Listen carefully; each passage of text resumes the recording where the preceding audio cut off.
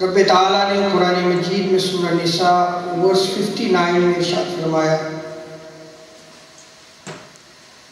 कि ए ईमान वालों, अल्लाह और उसके रसूल की इताअत करो और जो उलिल अम्र है उनकी इताअत करो। और अगर तुम्हारा किसी मामले में इख्तिलाफ हो जाए तो फिर तुम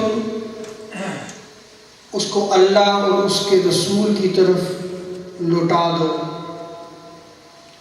फिर तुम अल्लाह और उसके रसूल के हुक्म की तरफ देखो। अगर तुम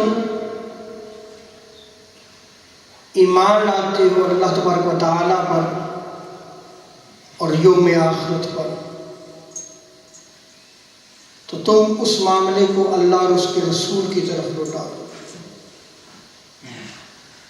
इमाम अब्द बिन हुमैद, इब्न जरीर, इमाम इब्न अबी हातिम ने हज़रत अता ताबी से रिवायत किया है कि आतिउल्लाह व आतिउर रसूल, इसकी तफसीर करते हुए आप फरमाते हैं कि रसूलुल्लाह सल्लल्लाहु अलैहि वसल्लम की इताअत किताब और सुन्नत की इताअत है।